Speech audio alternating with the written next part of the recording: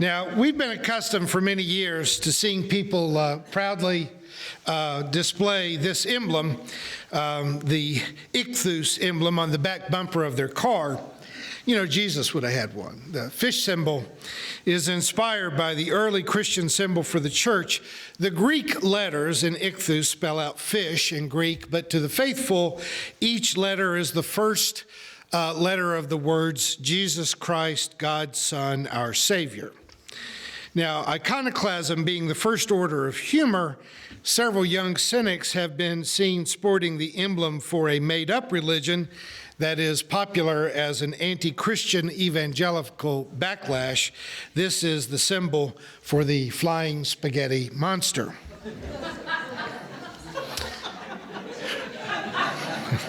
Not to be outdone, South Park fans have created a Cthulhu emblem that borrows from the fish symbol but adds some of the dragon and octopus features of this mythological monster of the deep, once found only in early 20th century science fiction, but now more commonly seen in South Park episodes. The real message of the knockoff emblems is that they are refusing to respect or to any longer show deference to ancient religions that, at least for them, no longer have any authority or influence. I mean, honestly, wouldn't you feel strange if someone began to knock on doors and evangelize for Zeus or Apollo, that for the coming generation, the traditional Christian, Jewish, and Muslim religions are just as out of place as ancient Greek and Persian religions. The cults of the flying spaghetti monster and of Cthulhu are not actual religions. They are a statement that no religion is preferable to any religion. The past generation has witnessed the excesses of televangelists, of millionaire mega-church pastors. They grew up in the time when the Catholic Church was sacrificing its former estimable position of global influence by at first denying and then trying to hide hundreds of thousands of cases of clergy child molestation. Whether you're a practicing Jew, Christian, Muslim, Hindu, or Buddhist, our culture tended to give automatic homage to religious leaders, especially the really famous ones, the Dalai Lama, the Pope, and to certain well-known religious figures. Billy Graham, one of the only non-elected officials to ever lie in state in our nation's capital, but Gandhi, Mother Teresa. But a newly empowered and liberated generation no longer feels any obligation at all to even feign respect for anyone or anything that does not earn respect, who doesn't really deserve it. And quite frankly, I'm on their side. I'm still a man of the church. I'm a pastor, I'm a preacher, I'm a religious writer. But rather than waiting for the culture to mock our ancient beliefs and texts, I think it behooves us to lead in the way of religious reform, cleaning out our closets, boldly backing up a dumpster to the garage, and getting rid of the stuff that's been collecting in churches for way too long. Now, when we think of religious reformation, we most commonly think of Martin Luther's Protestant Reformation of the 16th century, but that was hardly the only one. And in fact, religions are always evolving.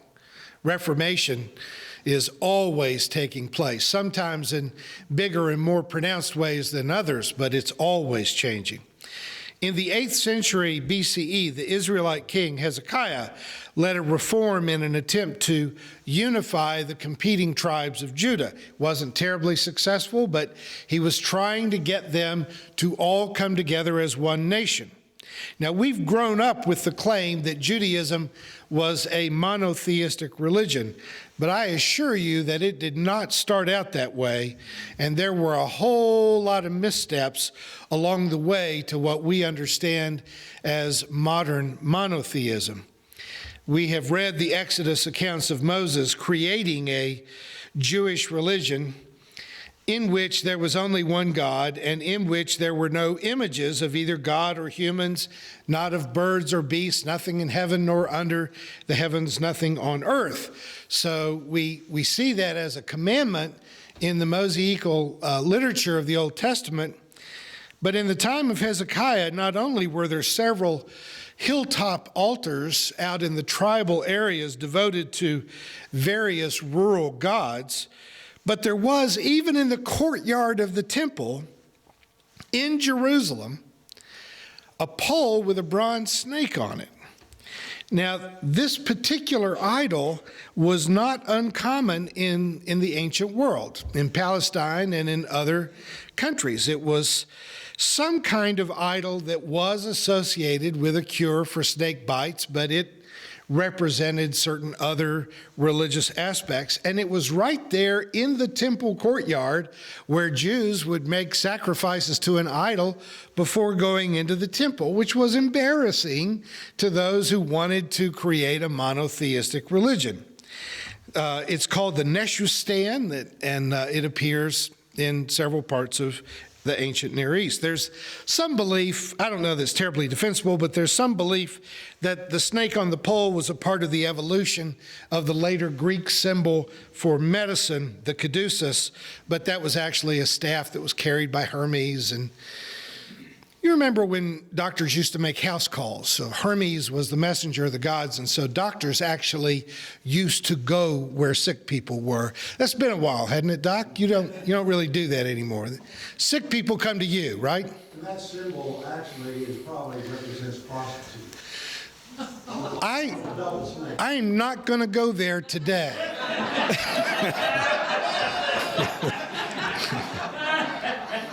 I appreciate you trying to get me to chase bunnies into the woods, but it's not going to happen. Still, it may or may not be true, but in our text from Numbers this morning, I think that it's just safe, no surprise to you, Mark, that narrative is fake news. It was a narrative created later as a plausible excuse for why Jews would have an idol of a snake in their temple courtyard. It simply didn't happen. It was a way in which a wannabe monotheistic culture could say, idols, we ain't got no stinking idols. Moses made this. The same God that told him not to make any image of anything in heaven or on earth told him to make a bronze snake. The same kind of bifurcated God also told him to make symbols of angels to put on top of the ark. I mean, this whole don't make any images thing never really worked out all that well. The account of Moses being told by God to put a bronze snake on a pole is a 3,000-year-old variant of the claim that the recent Trump tax bill was intended to benefit the middle class. You say it because you want people to believe it's true, but it's not rooted in any mathematical or historical facts.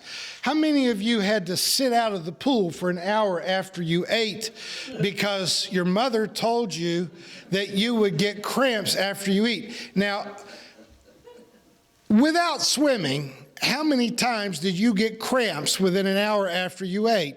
Normally, right? Never. So there are certain myths that just get repeated within a culture, and they're repeated generation after generation, even though there's just nothing to it. Both the church and the state and our mothers have had a very bad habit of making public statements that fit their need to feather their own nest, but they have little or no basis in fact. When the church, through misplaced devotion to ancient creeds, sacred texts, sacraments, chooses to remain faithful to clearly dishonest and reality-denying beliefs and practices, then we're giving evidence to the flying spaghetti monster and Cthulhu crowds.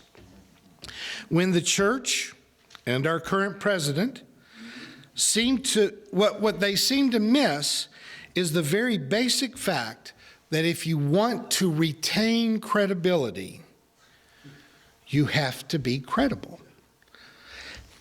When I was serving a church in Louisville, Kentucky, much more engaged in counseling than I am now or ever want to be again. But I worked a lot with a psychiatrist, Dr. Norton, who was in the employ of a mental hospital there, and he was almost like a Gandalf figure to me. Dr. Norton seemed to be almost magically wise and penetratingly insightful. He was just a guy that when I had a counseling case that I couldn't make any progress with at all, 15 minutes with Dr. Norton seemed to just change the course. And I had a very troubled teenage girl in my congregation there who just seemed bent on self-destruction. She was constantly running away from home. And then when she ran away from home, she would throw in her lot with drug dealers and pimps. She just was out of control in a way that made us believe that she wasn't going to live very long. Well, I'll never forget one especially poignant meeting with the family that I had with Dr. Norton. This girl lied constantly. She'd tell any lie to get out of her parents' vision so that she could run off from home again. She lied to get out of school, lied about everything that she had ever done. I personally ran into a drug den and drug her out kicking and screaming with a number of well-armed guys staring at me while I was doing it. Fortunately, I was wearing a coat and tie, which protects preachers from all harm. After I'd personally drug her out, she swore that she wasn't there. But Dr. Norton said to her, with every lie that you tell, you become a little more invisible. You become a little less solid. You can literally turn yourself invisible. You can become a ghost who has no family, no friends, no connections, because no one listens to you anymore. With every lie you tell, people care less what you say, because eventually you get to the point where anything you can say is just as likely to be false as it is true. Now you think about how this last year has affected all of us. Early last year, we could hardly tear our eyes off the news. We were constantly enraged by almost every crazy thing that our new president said and did. And as the months have worn on, it's not so much that we have come to accept this kind of dishonesty and insanity as a new normal, as much as it is that Trump is literally disappearing before our eyes. He started out as a horrifyingly unqualified president, but he quickly became an international embarrassment. And now, day by day, it is as if he is disappearing. I don't know about you, but I find now more and more that he just doesn't deserve my energy. Last spring, I sat up in my bed and yelled at the TV for 2 hours before I ever took a shower or brushed my teeth. Now, I just barely wake up. I just can't care. He doesn't deserve the energy that it takes for me to be disgusted. I still hope that he gets impeached. And when you think about foreign emoluments, illegal collaboration, and collusion to undermine an election, traitorous deference shown to dictators and murderers, I'm pretty sure that he and many members of his administration will eventually spend a lot of time in prison if, in fact, they manage to escape spending a relatively short period of time in front of a firing squad, because treason is not something you go to prison for, it's something you get executed for. But as tragic and as horrible as our current state of affairs has become, I don't think he deserves to be looked at, listened to, or given much credibility whatsoever. I wish that I could get the directors of our 24-hour news stations together and say, move on. There are other things to think about and talk about. Because Trump, folks, he's a ghost. He's a ghost. And folks, let me tell you this about ghosts. They don't exist. They don't matter. Trump has become like the tabloid papers in the grocery store checkout lane. You can't help but glance at the headlines when you're trapped in a slow-moving line, but only the most gullible person in the world would ever buy a copy. What's scary is that they've actually got a little card in each one of those where you can subscribe. If you're saying to yourself, I'm going to need this useful information. Please don't reproduce it, please. Don't need that. But my fear is that the church is starting to share that role in the minds of the kind of people who are more willing to believe in climate change than they are in Noah's magical zoo boat. I mean, if the church keeps telling lies as if they are true, then people who've actually studied geology, the fossil record, physics, the people who refuse to believe in the flat earth as described in Genesis or the bronze snake on a pole, we become invisible. They don't even know that we exist. Now, we're a tiny church, and we show up in the paper and we get some stuff done. But I want you to think there's 4 congregations in our city with more than 2,000 members in attendance? What impact are they having on our culture? I'm being serious. Can you think of a social impact that huge presence is having? I think they're invisible. I mean, you think as long as there's, well, David, you come from Lutheran background. There are several large Lutheran churches here in town. Do any of you know where any of them are? They're almost like ghosts. They literally don't exist. Now, it behooves us as religious people to regularly and publicly state that we do not take the Bible literally, and that we acknowledge that a great deal of it is comprised of historical falsehoods and morally reprehensible teachings that deserve to be apologized for, but absolutely not defended. As Dorothy Parker said in one of her infamous book reviews, this is not a book to be set lightly aside. It should be thrown with great force.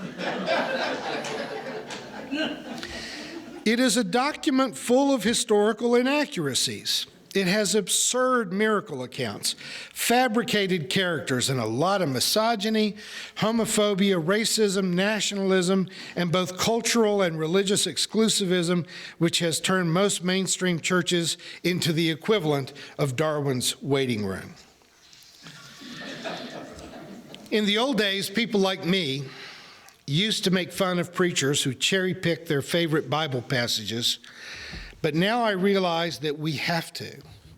Amen. We have to intentionally, purposefully, and energetically cherry pick not just the Bible, but all sources of ancient wisdom as well as modern philosophy. To do anything else would turn us into sociopaths. If you actually tried to observe all of the commandments of particularly the first 5 books of the Old Testament, you would be a dangerous human being. In 2018, we have to cherry pick the Bible, and let me add this, you have to cherry pick the newspapers, and you need to cherry pick your TV news shows. And I'm going to say we ought to cherry pick the Constitution, because if the Second Amendment means that anybody that wants to go buy any kind of gun can buy any kind of gun and as much ammunition as they want, if the Constitution really says that, and I don't think it does, but if you think it says that, then we need to start cherry picking the Constitution. There are some things in the Constitution that maybe the Second Amendment belongs on the same trash heap as talking snakes and winged angels. There was a time when we were told to look at these things, and we were told, take it on faith. And that equated to blind obedience. The kind of unthinking devotion doesn't make you a good Christian. It doesn't make you a good Muslim. It doesn't make you a good Jew. It doesn't make you for being a good husband or a good wife. It doesn't even make you a decent friend. I'm grateful to Karen Armstrong, who writes about the practice of baptism in the early church at a time when choosing to become a Christian might also mean that you were going to be cut off from your family ties, cut off from the synagogue or the temple, and that you might immediately become an enemy of the state.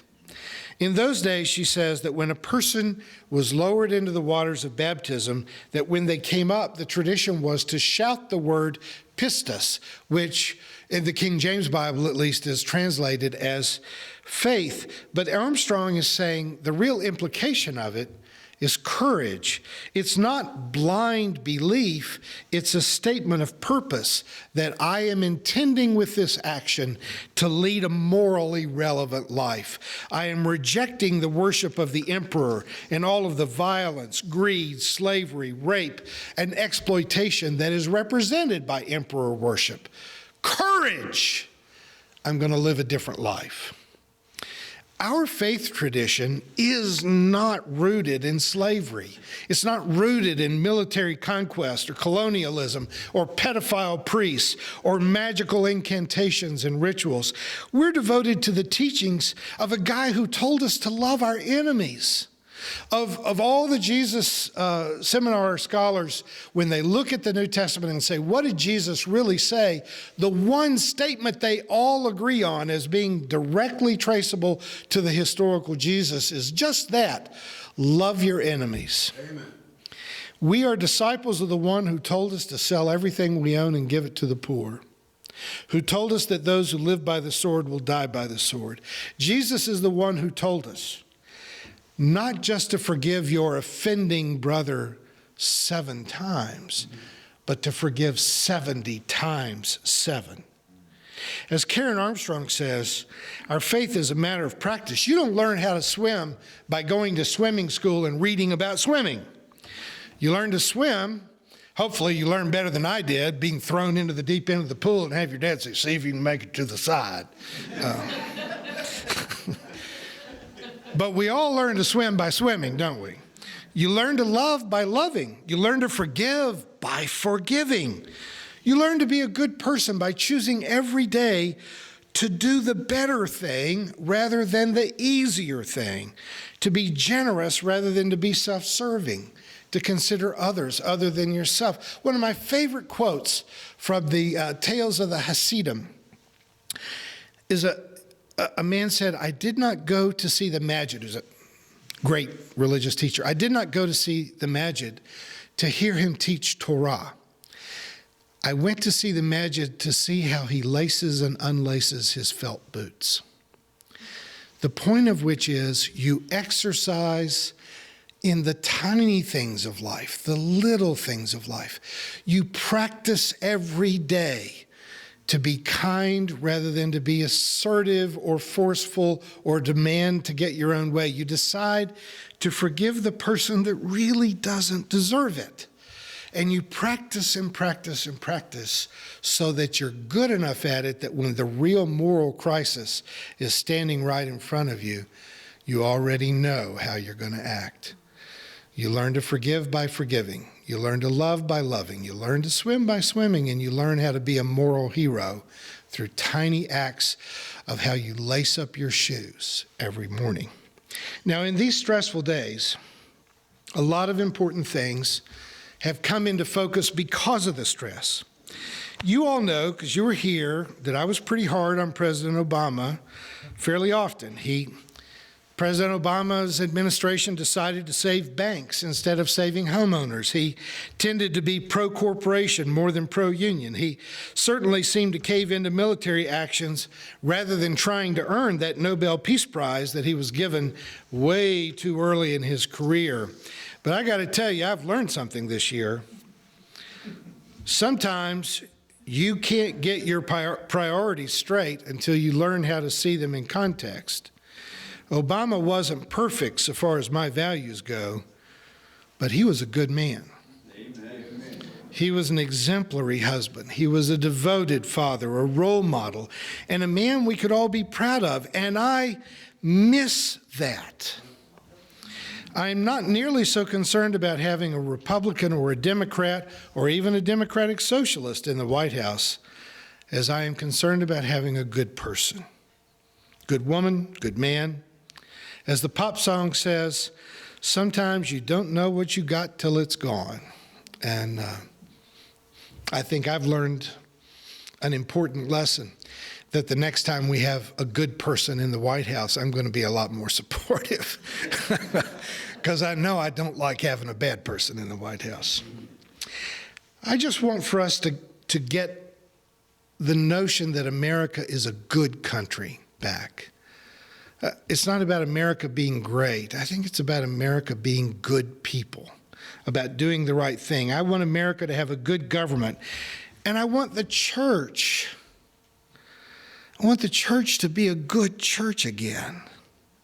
I want honesty and integrity from both of them before they both entirely disappear from view.